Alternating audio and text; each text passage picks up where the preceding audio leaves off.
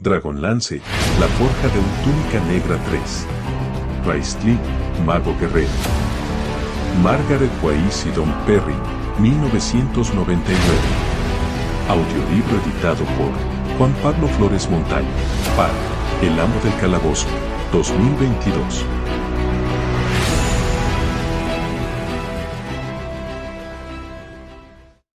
¡9! Aíber de Arbolongar era conocido en la comarca como el Varón Loco. Sus vecinos y arrendatarios creían realmente que estaba chiflado. Lo querían, casi lo adoraban, pero cuando lo veían cruzar a galope en su corcel por los pueblos, saltando por encima de carretas de heno, espantando gallinas y agitando su sombrero adornado con plumas mientras pasaba, sacudían la cabeza una vez que se había perdido a lo lejos, arreglaban el estropicio y se decían, sí, está grillado. El varón tenía 30 años largos, y era descendiente de un caballero de Solamnia, Sir John de Arbolongar, quien, con muy buen juicio, había liado los bártulos y se había marchado discretamente de Solamnia con su familia durante la confusión que siguió al cataclismo. Viajó hacia el sur hasta una ensenada del Nuevo Mar y allí, en un valle apartado, construyó una empalizada y estableció su hogar.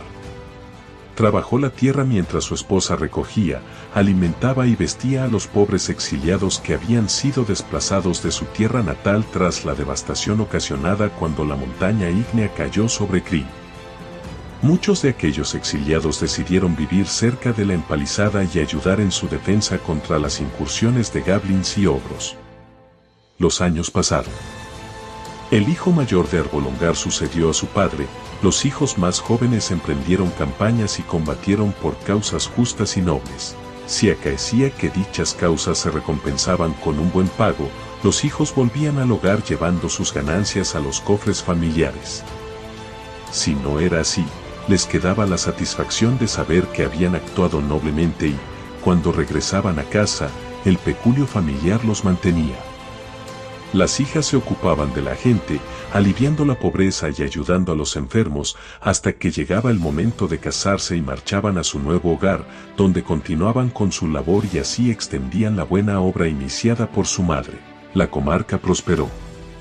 El fortín se convirtió en un castillo al que rodeaba una villa, la ciudad de Arbolongar del Prado. Varios pueblos y aldeas surgieron en el amplio valle, más poblaciones se establecieron en el valle vecino, y los habitantes de todas esas comunidades prometieron lealtad a los Arbolongar. La familia alcanzó tal prosperidad que John III decidió anteponer el título de varón a su nombre y considerar sus tierras como una baronía.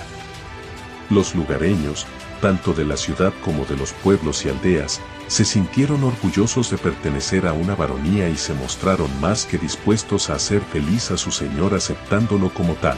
Después del primer varón de Arbolongar, los hijos llegaron y los hijos partieron, mayormente esto último, ya que los Arbolongar amaban por encima de todo participar en una buena batalla y siempre eran llevados de vuelta al castillo por sus apesadumbrados compañeros o medio muertos o ya cadáveres. El actual varón era el segundo hijo.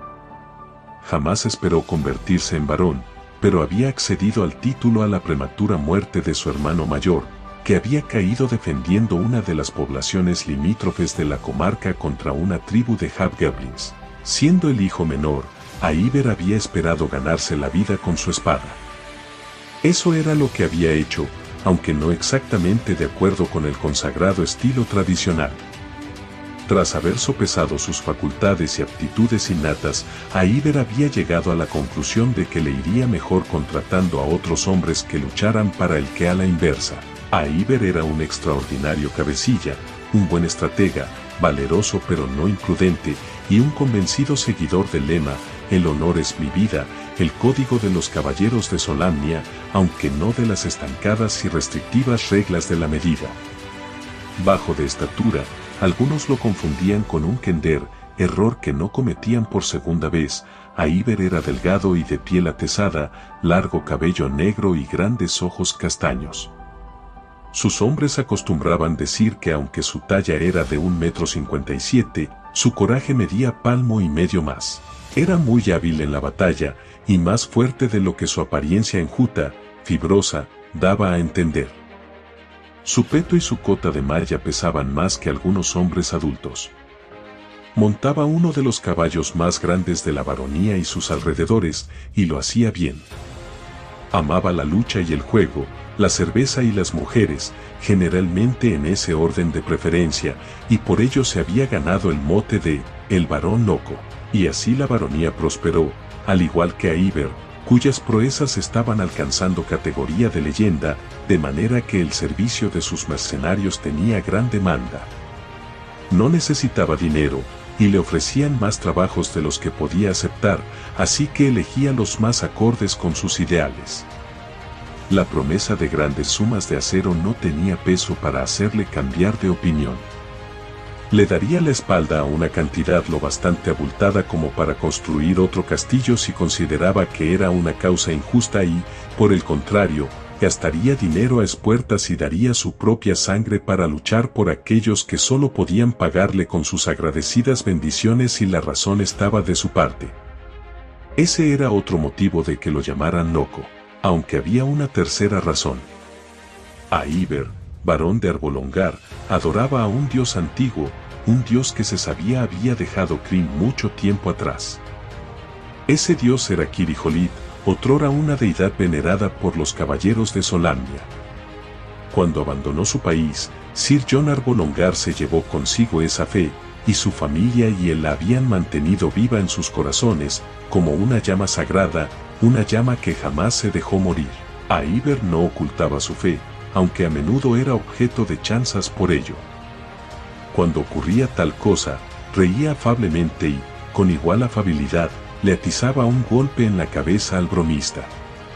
A renglón seguido, Iver ayudaba a levantarse del suelo a su detractor, le sacudía el polvo y, cuando al guasón dejaban de pitarle los oídos, le aconsejaba que mostrara más respeto por las creencias de otros, aunque él no las compartiera ni las respetara. Puede que sus hombres no creyeran en Kiri-Holit, pero sí creían en Iver. Sabían que le sonreía la fortuna, ya que lo habían visto escapar por pelos de la muerte en plena batalla más veces de las que podían contar.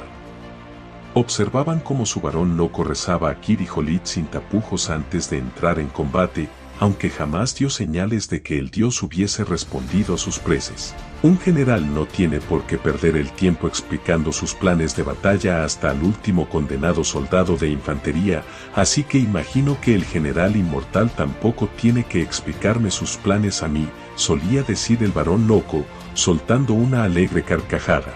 Los soldados eran una pandilla de supersticiosos, cualquiera que jugara diariamente con la muerte tendía a depositar su confianza en amuletos como, por ejemplo, patas de conejo, medallones encantados y dijes con un mechón del pelo de sus damas. Por consiguiente, más de uno musitaba una corta plegaria a Kiri-Holit antes de la carga, y más de dos llevaban encima un trocito de piel de bisonte, animal con el que se representaba a Kiri-Holit. Puede que no sirviera de ayuda, pero tampoco perjudicaba. El varón loco era el noble a quien debían acudir Caramon y Raistlin para pedir trabajo. Caramon llevaba a buen recaudo, en contacto con la piel, una pequeña bolsa de cuero, dentro de la cual iba la valiosa carta de presentación y recomendación escrita por Antimodes y dirigida al varón Iver de Arbolongar. Aquella misiva, más preciosa que el acero para los hermanos, representaba las esperanzas y los planes de los gemelos. Era su futuro. Antimodes no les había contado gran cosa sobre Iver de Arbolongar, no les había mencionado lo del apodo, imaginando que podría resultarles inquietante. En consecuencia, los gemelos se quedaron considerablemente desconcertados cuando, al desembarcar y preguntar el camino hacia la baronía de Iver de Arbolongar, recibieron por respuesta sonrisas de oreja a oreja, sacudidas de cabeza y miradas avisadas junto con comentarios tales como, «Vaya, otro par de chiflados que vienen a unirse al varón loco». «Esto no me gusta, Caramon», dijo Raistlin una noche, a unos 2 días de marcha del castillo del varón, donde, según un aldeano, el varón loco se encontraba haciendo una vela. «No creo que ese tipo quisiera decir vela, sino leva», sugirió Caramon. «Es lo que se hace cuando se quiere reclutar hombres para». «Sé lo que significa esa palabra y lo que ese necio quiso decir». lo interrumpió impaciente Raistlin. Guardó silencio un momento para prestar toda su atención al conejo que se estaba guisando en la olla. Y no me refería a eso. Lo que no me gusta es el modo en que nos miran, guiñan el ojo y se mofan cada vez que mencionamos a Iber de Arbolongar. ¿Qué oíste comentar sobre él en la ciudad? Al joven mago no le gustaba entrar en poblaciones, donde estaba convencido de que atraería miradas y provocaría respingos y exclamaciones ahogadas, le señalarían con el dedo, sería blanco del abucheo de los niños y los perros le ladrarían. Los gemelos habían cogido por costumbre acampar por la noche cerca de la calzada, fuera de pueblos y ciudades, donde Raistlin podía descansar de las fatigas de la caminata del día o, si se sentía lo bastante bien, buscar hierbas que le servirían de ingredientes tanto para hechizos como para realizar curas y condimentar comidas. Caramon visitaba las poblaciones para recabar noticias, comprar vituallas y asegurarse de que viajaban en la dirección correcta. Al principio, el guerrero se había mostrado reacio a dejar solo a su hermano, pero Raistlin le aseguró que no corría peligro, y era verdad. Más de un asaltante de caminos, al ver la luz del sol destellar en la piel dorada de Raistlin y reverberar en la bola de cristal que coronaba el bastón, obviamente mágico, se escabullía para probar suerte con otro viajero. De hecho, los gemelos se sentían bastante decepcionados porque no habían tenido la oportunidad de probar sus nuevas habilidades marciales con nadie durante el largo viaje. Caramon olisqueó, hambriento, el guiso de conejo. Los gemelos, cortos de dinero, hacían solo una comida al día, y esta era de lo que cazaban ellos mismos. ¿Todavía no está hecho? Me muero de hambre. A mí me parece que ya está. Hasta una liebre puesta al sol sobre una roca te lo parecería, hermano, replicó Raistlin. A las patatas y las cebollas aún les falta un rato, y la carne tiene que cocer otra media hora por lo menos. El guerrero suspiró e intentó hacer oídos sordos a los insistentes rugidos de su estómago. Para olvidar el hambre, contestó a la pregunta que su hermano le había hecho antes sobre el varón. La verdad es que es un poco raro, admitió. Cada vez que pregunto por Iber de Arbolongar, todo el mundo se ríe y hace comentarios socarrones sobre el varón loco, pero no parece que hablen de él con mala voluntad, ya me entiendes. No, no te entiendo, repuso Raistlin, encrespado. No tenía muy buena opinión sobre la capacidad de observación de su hermano. Los hombres sonríen, y las mujeres suspiran y dicen que es un caballero encantador. Y si está loco, entonces a otras zonas de Ansalon por las que hemos pasado no les vendría mal esa clase de locura. Las calzadas están bien cuidadas, la gente bien alimentada, sus casas bien construidas y sin reparaciones pendientes. No se ven mendigos por las calles, ni bandidos en los caminos. Los campos están cultivados. En vista de todo eso, pensé que, tú. Pensar. Raistlin resopló con sorna. Caramon no lo escuchó. Toda su atención estaba puesta en el puchero, como si con mirarlo el conejo fuera a hacerse antes. ¿Qué pensaste? Preguntó finalmente el joven mago. No sé. Déjame ver. Ah, sí, ya me acuerdo. Pensé que quizá llamaban al tal Iber el varón loco igual que en Solace solíamos llamar a Meghin la arpía o Meghin la chiflada. Quiero decir que yo siempre creí que esa mujer estaba tocada, pero tú afirmabas que no, y que era víctima de la maleficencia. Maledicencia, corrigió Raistlin, mirando severamente a su gemelo. Pues eso. Lo que he dicho. Contestó el guerrero, asintiendo con aire avisado. Significa lo mismo, ¿no? Raistlin miró hacia la calzada, por la que había un tránsito constante de hombres, jóvenes y viejos, a pie o a caballo, todos en dirección al castillo de Arbolongar. Saltaba a la vista que muchos de ellos eran veteranos, como los dos a los que Raistlin observaba en ese momento. Encima de las túnicas de cuero llevaban coseletes de malla, de cuyo borde inferior colgaban tiras de cuero que formaban una especie de faldillas. Las espadas tintineaban a sus costados, y sus brazos y piernas, desnudos bajo las túnicas, así como sus rostros, estaban llenos de feos costurones. Al parecer, los dos veteranos se habían encontrado con un amigo, ya que los tres hombres se abrazaron y se palmearon las espaldas. «Fíjate en esas cicatrices», exclamó Caramón, que soltó un suspiro. «Algún día yo, chitón», ordenó perentoriamente el joven mago. «Quiero oír lo que están diciendo». Se retiró un poco la capucha para escuchar mejor. «Vaya, parece que te has cuidado bien durante el invierno», dijo uno de los hombres mientras miraba el abultado estómago de su amigo. «Demasiado», contestó el otro, gimiendo. Se enjugó el sudor que perlaba su frente, a pesar de que el sol se estaba poniendo y el aire empezaba a ser fresco. Entre las comidas de Marria y la cerveza de la taberna, sacudió tristemente la cabeza. «Y que además mi cota de malla ha encogido». Sus amigos rechiflaron con sorna. «Lo ha hecho», insistió el otro, ofendido. «¿Recordáis aquella vez, en el asedio de Munstone, cuando tuve que estar de guardia durante un aguacero? La condenada cota me aprieta desde entonces. Mi cuñado es herrero, y me dijo que había visto bastantes cotas que habían encogido por la humedad». «¿Por qué creéis que los herreros meten las espadas en agua cuando las están forjando, Miró intensamente a sus compañeros, ceñudo.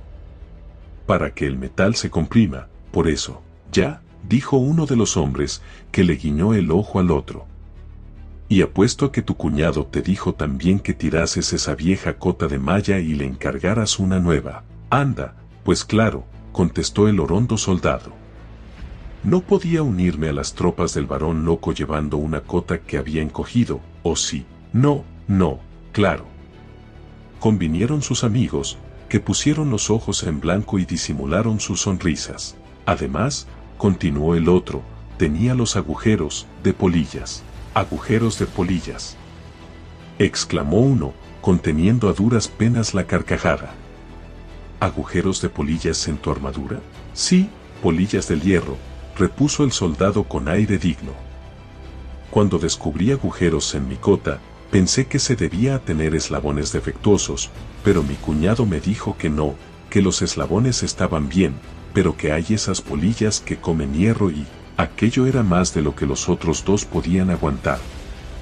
Empezaron a reírse con tantas ganas que uno de ellos tuvo que sentarse en la calzada, sujetándose el estómago con las manos y con los ojos llorosos, y el otro se vio obligado a recostarse en un árbol para sostenerse. «Polillas del hierro», repitió Caramón muy impresionado. Echó una mirada preocupada a su recién estrenado coselete de brillante cota de malla que había comprado antes de marcharse de Haven y del que estaba tremendamente orgulloso. «Raist, echa un vistazo a mi coselete, ¿quieres? Ve si hay alguna. Chist». El mago asestó una mirada furiosa a su gemelo y Caramón guardó silencio, sumiso. «Bueno, no te preocupes», dijo uno de los hombres mientras palmeaba la espalda de su regordete amigo. «El instructor Kesneye te quitará toda esa grasa en un visto y no visto, y que lo digas». El hombre suspiró hondo. «¿Qué nos tienen preparado para este verano? ¿Hay algún trabajo en puertas? ¿Habéis oído algo? No». El hombre se encogió de hombros. «¿Y a quién le importa? El varón loco escoge bien sus batallas. Mientras la paga sea buena, que lo será», abundó el otro. 5 piezas de acero a la semana por cabeza. Los gemelos intercambiaron una mirada. «¿5 piezas de acero?», exclamó, pasmado, Caramón. «Eso es más en una semana que lo que yo ganaba en meses trabajando en la granja». «Empiezo a pensar que tienes razón, hermano mío», susurró Raistlin. «Si este varón está loco, debería haber más lunáticos como él». Luego siguió observando a los veteranos. Durante todo ese tiempo, los tres habían estado parados en la calzada, riendo e intercambiando los últimos chismes. Al cabo, echaron a andar calzada adelante marcando el paso por la fuerza de la costumbre. Lo de dormir al raso no rezaba para esos hombres, reflexionó Raistlin. Ni lo de cenar conejos escuálidos y patatas de siembra, que los gemelos habían comprado a la esposa de un granjero con el último dinero que les quedaba. Esos hombres tenían acero en sus bolsas y pasarían la noche en una cómoda posada. Raist, ¿podemos comer ya?, inquirió Caramon. Si no te importa masticar conejo poco hecho, supongo que sí. Cuidado, utiliza él. ¡Ay! Caramon retiró prestamente los dedos quemados y se los llevó a la boca. Quema, masculló mientras se los chupaba. Sí, esa es una de las propiedades del agua hirviendo, comentó cáustico su hermano. Toma, utiliza el cucharón. No, yo no quiero carne, solo un poco de caldo y patatas. Cuando hayas terminado, prepárame la infusión. Claro, Raist, contestó Caramon con la boca llena. Pero deberías comer algo de carne. Te mantiene fuerte. Y te hará falta estarlo cuando llegue el momento de luchar. Yo no tomaré parte en ninguna lucha física, Caramon. Raistlin sonrió con desdén ante la ignorancia de su hermano. Por lo que he leído, un mago guerrero se queda apartado, lejos de la línea de combate, rodeado por soldados que lo protegen. Eso lo capacita para ejecutar hechizos con relativa seguridad. Como los conjuros requieren tanta concentración, el mago no puede correr el riesgo de que lo distraigan. Yo estaré allí para protegerte, Raist, aseguró Caramon cuando pudo hablar, una vez que hubo engullido la patata entera que se había metido en la boca. Raistlin suspiró y recordó aquella vez en que había estado tan enfermo con pulmonía y su hermano entraba de puntillas en la habitación y le tapaba bien con las mantas. Había habido momentos en que, estremecido por los escalofríos, tales atenciones fueron bien recibidas. Pero en otras ocasiones, cuando estaba ardiendo de fiebre, había pensado que las mantas iban a asfixiarlo. Como un recordatorio de aquella enfermedad, Raistlin empezó a toser y a toser hasta que las costillas le dolieron y los ojos se le pusieron llorosos. Caramon, la viva imagen de la preocupación, lo miraba con ansiedad. El mago apartó a un lado el cuenco con el caldo, que no se había tomado, y se arrebujó en la capa, tiritando. «Mi infusión», pidió con voz ronca. Caramon se levantó de un salto, tirando al suelo el plato de madera con el resto de la cena, y se apresuró a preparar la tisana extraña, de sabor horrible y peor olor, que calmaba la tos a su hermano, le suavizaba la garganta y mitigaba el incesante dolor. Arropado con su manta, Raistlin sostuvo la taza de madera entre las manos ahuecadas y bebió la infusión a sorbos, lentamente. ¿Quieres algo más, Raist?, preguntó Caramon, que observaba a su hermano con preocupación. Que te ocupes de algo útil, ordenó de malas maneras. Me sacas de mis casillas. Déjame en paz para que pueda descansar un poco. Claro, Raist, musitó Caramon. Lavaré los platos. Estupendo, dijo el mago entre dientes, y cerró los ojos. Las pisadas del guerrero sonaron de un lado para otro. El puchero tintineó, los platos de madera entrechocaron. La leña mojada siseó y chisporroteó al echarla al fuego. Raistlin se tumbó y se tapó la cabeza con la manta, oyendo el trajinar de su gemelo que se esforzaba, con escaso éxito, en no hacer ruido. Caramon es como esa infusión, pensó, medio dormido.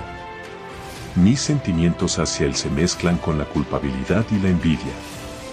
El sabor es amargo y cuesta de tragar, pero una vez que se ha tomado, un agradable calorcillo invade mi cuerpo, el dolor se calma y puedo dormir tranquilo por la certeza de que está ahí, a mi lado, en la noche, velando mi sueño. 10. La ciudad de Arbolongar del Prado había crecido alrededor del castillo del barón, que ofrecía protección a sus habitantes y también, en días pasados, un mercado donde abastecerse. En la actualidad, era una ciudad próspera, con una población pequeña pero creciente que producía todo lo necesario no solo para sí misma, sino también para el castillo y sus habitantes.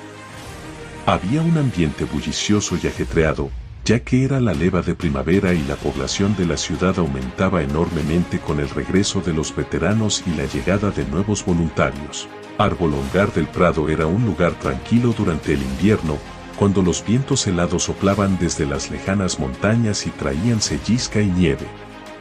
Una ciudad tranquila, pero no aletargada. El herrero y sus ayudantes pasaban la estación fría trabajando duro en la forja, haciendo espadas y dagas, cotas de malla y petos, espuelas, ruedas de carreta y herraduras, todo lo cual tendría gran demanda cuando los soldados volvieran en primavera. Los campesinos que no podían trabajar sus campos cubiertos de nieve se dedicaban a ejercer un segundo oficio. El invierno era la época para hacer objetos de buen cuero, y las mismas manos que empuñaban la azada en verano, cosían cinturones, guantes, túnicas y flamantes vainas para espadas y dagas. La mayoría de las piezas eran sencillas y resistentes, pero algunas estaban adornadas con repujados de complejo diseño que les daban un alto precio. Las esposas de los granjeros ponían en conserva huevos y manos de cerdo y preparaban tarros de mermelada, jalea y miel para vender en los mercados al aire libre. Los molineros molían harina y maíz para hacer pan. Los tejedores trabajaban en sus telares, haciendo tejidos para mantas, capas y camisas, todas ellas bordadas con el emblema del varón, el bisonte. Los taberneros y posaderos pasaban los grises meses de invierno limpiando, haciendo reformas, almacenando grandes cantidades de cerveza, vino, aguamiel y licores cordiales, además de recuperar el sueño perdido, que siempre era escaso cuando las tropas llegaban a la ciudad.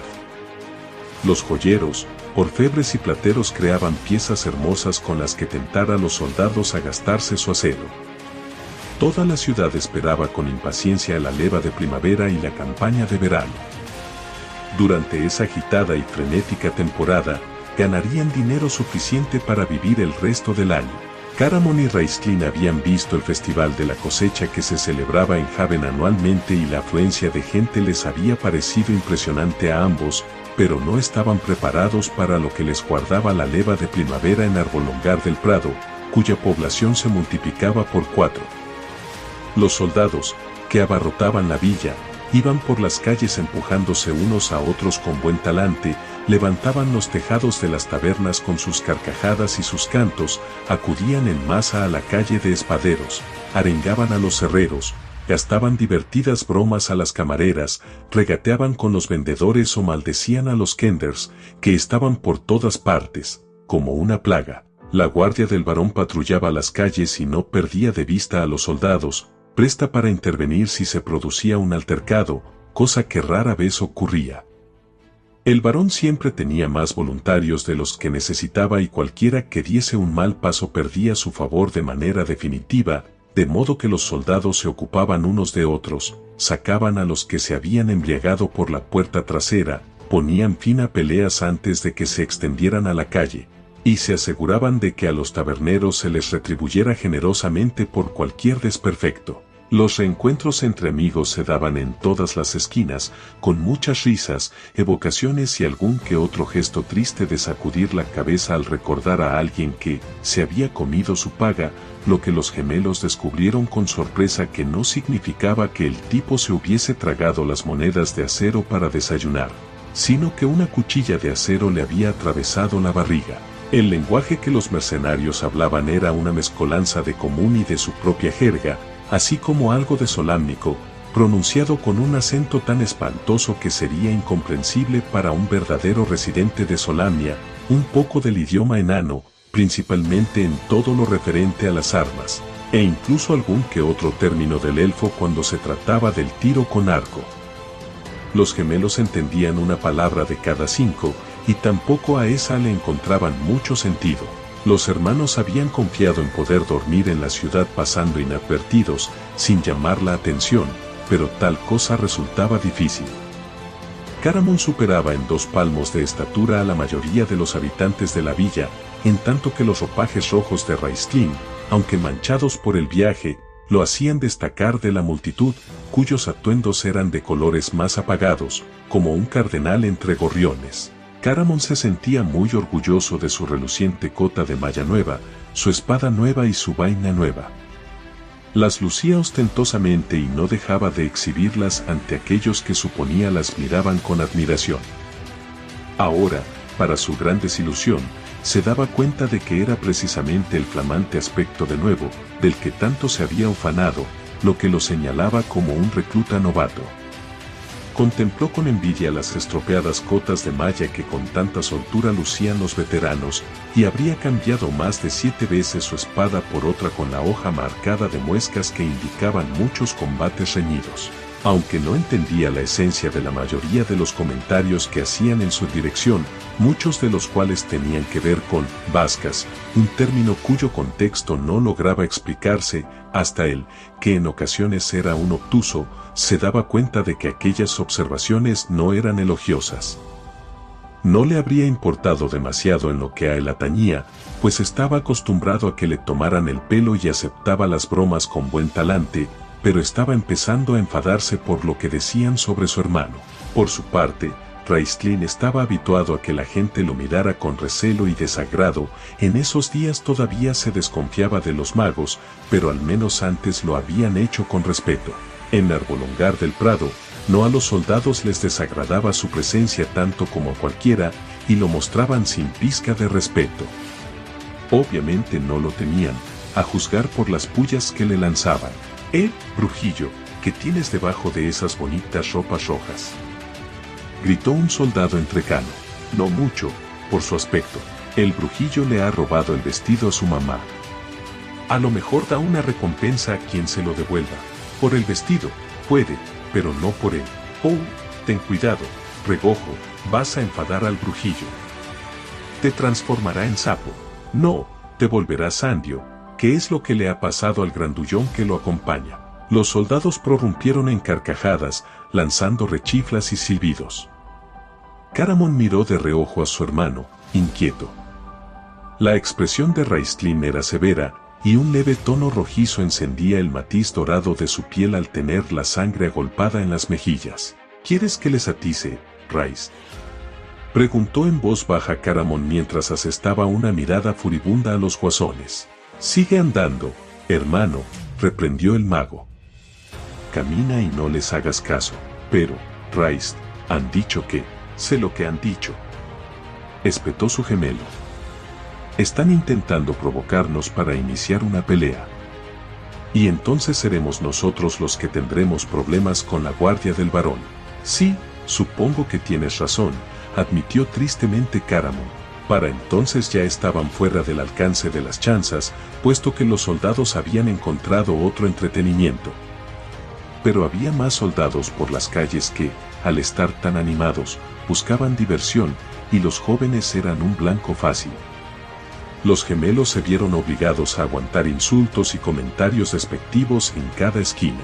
Quizá deberíamos marcharnos de este sitio, Rais, dijo Caramon.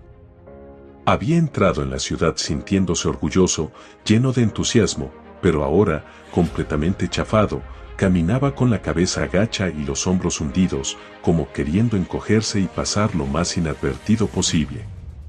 Nadie nos quiere aquí. No hemos llegado tan lejos para darnos por vencidos antes de empezar, replicó Raistlin con más seguridad de la que sentía. Mira, hermano, añadió quedamente, no somos los únicos. Un joven de edad indeterminada, entre los 15 y los 20 años, venía por la calle en sentido contrario. El cabello, rojo anaranjado, desgreñado y lacio, le caía más abajo de los hombros. Sus ropas estaban remendadas y le quedaban pequeñas, pero sin duda no podía permitirse el lujo de comprarse otras nuevas. A medida que se acercaba a los gemelos, su atención se centró en Raistlin. El muchacho miró al mago con franca curiosidad. De una taberna salió un soldado, con el rostro encendido por la bebida. El cabello largo y azafranado resultó una tentación irresistible. El soldado alargó la mano, agarró un puñado de pelo y lo retorció, tirando del muchacho hacia atrás.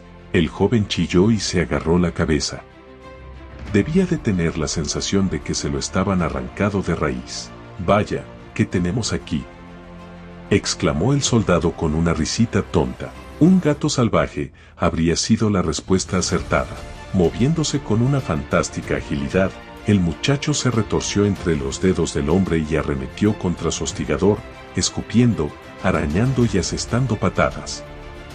El ataque fue tan salvaje y repentino, tan absolutamente inesperado, que el muchacho acertó a dar 4 puñetazos en la cara del soldado y 2 patadas, una en la espinilla y otra en la rodilla, antes de que el hombre tuviera tiempo de reaccionar. «Anda, fíjate», se carcajearon sus embriagados compañeros. A Röntgen le ha sacudido un bebé. Furioso, con la nariz rota sangrándole, el soldado asestó un puñetazo en la mandíbula del chico que lo tumbó en el reguero de la calle. El enfurecido soldado se plantó a horcajadas sobre él, le agarró por la camisa, que se desgarró, y levantó de un tirón al aturdido y ensangrentado muchacho del reguero. El soldado alzó el carnoso puño, dispuesto a darle otro golpe. Su siguiente puñetazo podría matarlo. «No me gusta esto, Rice», dijo, sombrío, Caramon. «Creo que deberíamos hacer algo. Esta vez estoy de acuerdo contigo, hermano mío». Raistlin ya estaba abriendo una de las numerosas bolsitas que colgaban de su cinturón, en las que guardaba los ingredientes de hechizos. «Ocúpate tú del matón, que yo me ocupo de sus amigos». Röntgen estaba pendiente del muchacho, y sus compinches lo estaban de sus propias agudezas. Röntgen no vio venir a Caramon, que se plantó detrás de él. Su imponente sombra cayó sobre el tipo como una nube de tormenta ocultando el sol, y sus puños se descargaron en su cuerpo cual relámpagos del cielo. El soldado cayó de bruces en el reguero, más tarde despertaría con un pitido en los oídos, y juró que le había alcanzado un rayo. Los 2 amigos del matón estaban riéndose a mandíbula batiente. Raistlin les echó un puñado de arena a la cara mientras recitaba las palabras de un hechizo. Los soldados se desplomaron en la calle y se quedaron tendidos allí, roncando sonoramente. «¡Pelea!», gritó una camarera, que en ese momento salió a la puerta de la taberna con una bandeja llena de jarras y la dejó caer en medio de un gran estrépito. Los soldados se levantaron de las mesas de un salto y se empujaron unos a otros para ser los primeros en llegar a la puerta, ansiosos de sumarse a la refriega. A lo lejos, en la calle, sonaron silbatos y gritos, y alguien anunció a voz en cuello que la guardia se acercaba. «¡Vamos!», instó Raistlin a su hermano. «Oh, venga ya, Rice. Podemos ocuparnos de estos bastardos». Caramon tenía la cara encendida de placer y los puños apretados, prestos a hacer frente a todo el que se acercara. «He dicho que nos vamos, Caramon». Cuando Raistlin hablaba en ese tono, cortante y frío como un fragmento de hielo, su gemelo sabía que lo mejor era obedecerlo. Alargó la mano y agarró al muchacho, que estaba de pie, tambaleándose, y se lo cargó al hombro como si fuese un saco de patatas. Raistlin corrió calle abajo. El repulgo de la roja túnica ondeaba alrededor de los tobillos y llevaba en la mano el bastón de mago bien asido. Oía a Caramon corriendo detrás de él y a continuación un grupo de soldados borrachos. «Por aquí», gritó el mago, que giró repentinamente en una esquina a la derecha y entró corriendo en un callejón oscuro. Caramon fue en pos de él. El callejón daba a otra calle bulliciosa, pero Raistlin se detuvo a mitad de camino, delante de una pared de tablones. El olor a caballo y heno era muy intenso. El mago apoyó el bastón de mago en la pared, mientras que Caramon lanzaba por encima al muchacho, cuyos brazos y piernas se agitaron en el aire. «¡Ahúpame!», ordenó Raistlin, que alargó las manos para asirse al borde de la valla. Caramon agarró a su gemelo por la cintura y lo impulsó con tanta fuerza que Raistlin no tuvo tiempo de agarrarse y salió disparado por encima del borde para ir a caer de cabeza sobre unas balas de paja. El guerrero se subió a pulso y se asomó por la valla. «¿Estás bien, Rice?» «Sí, sí». «Date prisa, antes de que te vean». Caramon se dio impulso, pasó por encima de la pared de tablones y fue a caer encima del amontonado heno. Giraron en el callejón. Gritó una voz. El clamor se desplazó hacia ellos, y los gemelos se metieron más entre la paja. Raistlin se llevó un dedo a los labios, recomendando silencio. El joven a quien Caramon había rescatado yacía en el montón de heno, junto a ellos, respirando de manera entrecortada y con los brillantes y oscuros ojos prendidos en los hermanos. El golpeteo de botas corriendo pasó ante el establo y continuó. Sus perseguidores irrumpieron en la calle a la que daba el callejón, y entonces alguien gritó que había visto a los tres huyendo hacia las puertas de la ciudad. Raistlin se relajó. Para cuando los soldados se dieran cuenta de que habían perdido a su presa, ya habrían encontrado otra taberna. En cuanto a la guardia, lo único que le importaba era restablecer el orden, no hacer arrestos, no perdería el tiempo rastreando a los participantes de una reyerta de taberna. El mago iba a decir que ya estaban a salvo cuando el polvo de la seca paja le entró en la boca y le provocó un golpe de tos. Fue un ataque intenso que lo hizo doblarse, estremecido de dolor. Por suerte no le había ocurrido durante la huida. Se asombró de haber sido capaz de correr sin problemas, ni siquiera se había acordado de su enfermedad. Tanto Caramón como el otro joven lo miraban ansiosamente. «Estoy bien», jadeó Raistlin, que apartó bruscamente la mano solícita de su hermano. «Es esta condenada paja». «¿Dónde está mi bastón?», demandó de repente mientras miraba en derredor sin encontrarlo. Una punzada de miedo irracional le estrujó el corazón. «Aquí», dijo el muchacho, que se retorció para rebuscar algo debajo de él. «Creo que estoy sentado encima. No lo toques», espetó el mago con voz estrangulada al tiempo que se abalanzaba en esa dirección y alargaba la mano. Sobresaltado, con los ojos muy abiertos, rehuyendo a Raistlin como si éste fuera una serpiente lanzada al ataque, el joven apartó la mano del bastón. Raistlin lo asió y solo cuando tuvo el cayado en su poder, a salvo, se relajó. «Siento haberte asustado», dijo ásperamente, se aclaró la garganta. «Es muy valioso. Deberíamos marcharnos de aquí antes de que venga alguien». «¿Estás bien?», le preguntó al muchacho de manera cortante. El joven se miró las piernas y los brazos, movió los dedos de las manos y de los pies descalzos. «No tengo nada roto», contestó. «Solo el labio partido, y me he llevado peores golpes de mi padre», añadió alegremente mientras se limpiaba la sangre. Caramón se asomó a la puerta de la cuadra. Una larga hilera de establos se extendía en ambas direcciones y había otra hilera enfrente. Más o menos la mitad de las cuadras estaban ocupadas. Los caballos resoplaban y pateaban y masticaban heno.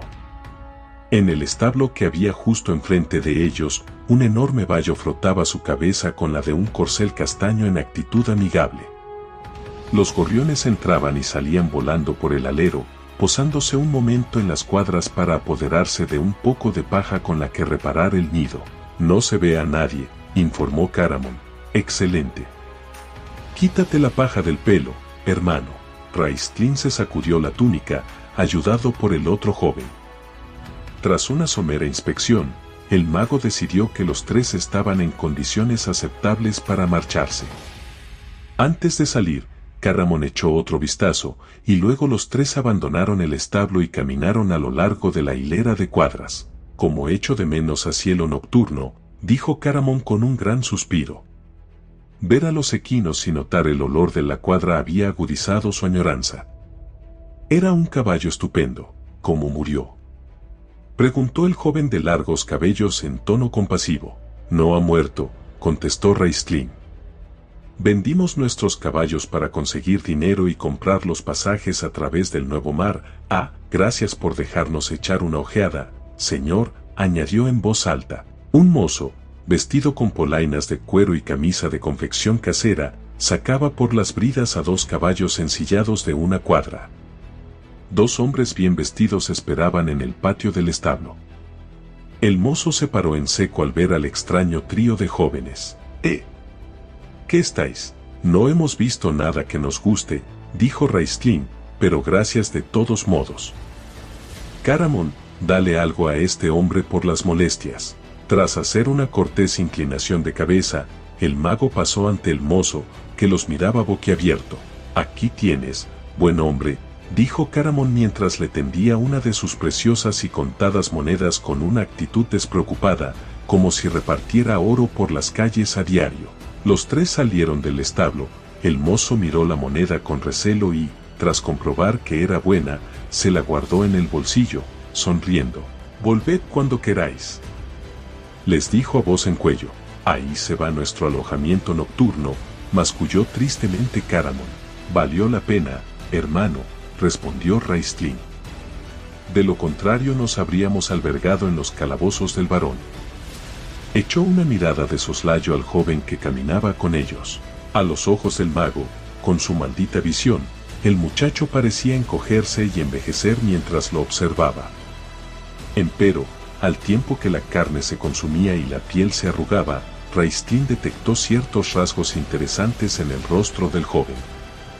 Un semblante enjuto, demasiado delgado y mayor de lo que correspondía a sus años, que Raistlin calculaba en 15. Su cuerpo era enteco, de constitución extraña. Bajo de talla, le llegaba al hombro a Raistlin, las manos, de huesos delicados, colgaban de unas muñecas gruesas, los pies descalzos eran pequeños para la altura del chico. Sus ropas estaban desgastadas y eran disparejas, pero estaban limpias, o al menos lo habían estado antes de que cayera en el reguero de la calle y se ocultara en el establo. Ahora que lo pensaba, Raistlin advirtió que los tres soltaban olor a abono y orín de caballo. Caramon, ese desacostumbrado y vigoroso ejercicio me ha abierto el apetito. El mago se paró ante una taberna. Propongo que entremos aquí a cenar. El guerrero lo miró de hito en hito, boquiabierto. En sus 21 años de vida jamás había oído decir a su gemelo que no comía lo suficiente para mantener vivo a un gorrión que tenía hambre. Cierto, también hacía mucho tiempo que no veía correr así a Raistlin, de hecho, no recordaba haberle visto correr en ningún momento. Caramon estaba a punto de hacer un comentario estupefacto cuando reparó en que Raistlin estrechaba los ojos y fruncía el entrecejo. Comprendió de inmediato que estaba pasando algo que escapaba a su comprensión y que no debía hacer ni decir nada que echara a perder lo que quiera que fuese. Claro, Rais, dijo, tragando saliva, y añadió con un hilo de voz, este parece un buen sitio. Entonces supongo que es hora de despedirnos. Gracias por vuestra ayuda, anunció el joven al tiempo que tendía la delgada mano a los hermanos. Echó una ojeada melancólica a la taberna. El olor a pan recién horneado y a carne ahumada impregnaba el aire. He venido a unirme al ejército. Quizá volvamos a vernos. Se metió las manos en los bolsillos, unos bolsillos vacíos, y clavó la vista en los pies. En fin, adiós. Y gracias de nuevo. También nosotros hemos venido para unirnos al ejército del varón, dijo Raistlin. Puesto que somos forasteros en la ciudad, podríamos cenar juntos. No, gracias, no puedo, contestó el joven. Se mantenía muy erguido, con la cabeza bien alta, y el orgullo tiñó levemente sus mejillas. Nos harías un gran favor a mi hermano y a mí, adujo el mago. Hemos viajado una larga distancia y empezamos a estar cansados de la compañía del otro. Eso es cierto. Convino Caramon con entusiasmo, quizá con demasiado entusiasmo. Raist y yo acabamos hartos de hablar el uno con el otro. Vaya, pero si el otro día. Suficiente, hermano, lo interrumpió en tono frío Raistlin. Vamos, no te preocupes por el dinero, agregó el guerrero mientras echaba el brazo alrededor de los hombros del joven, que prácticamente desapareció bajo él. Serás nuestro invitado. No, por favor, de verdad, el joven se mantuvo en sus 13. No quiero limosna, no es limosna. Lo contradijo Caramon, que parecía escandalizado por la mera sugerencia. Ahora somos compañeros de armas, como hermanos. Los hombres que derraman sangre juntos lo comparten todo. ¿No lo sabías? Es una antigua tradición solámnica. ¿Quién sabe? A lo mejor la próxima vez Raist y yo no tenemos dinero y entonces te tocará a ti cuidar de nosotros. El rostro del joven volvió a enrojecer, esta vez con tímida complacencia. ¿Lo dices en serio? ¿De verdad somos como hermanos? Pues claro que sí. Haremos un juramento. ¿Cómo te llamas? Cambalache, contestó el muchacho. ¡Qué nombre tan raro!, comentó Caramon. Pero así me llamo, no obstante, repuso alegremente el chico. En fin, cada uno tiene el que tiene. Caramon sacó la espada y la alzó con aire solemne, la empuñadura hacia arriba. Su voz sonó profunda y reverente. Hemos derramado sangre juntos, y según la tradición solámica, se ha creado un vínculo entre nosotros más estrecho que el de hermanos. Lo que tienes, es mío. Lo que tengo, es tuyo. Los tres entraron en la taberna, con Cambalache a la cabeza. Raistlin agarró a su hermano de la manga y comentó, sarcástico: eso que has dicho puede ser más cierto de lo que imaginas, hermano.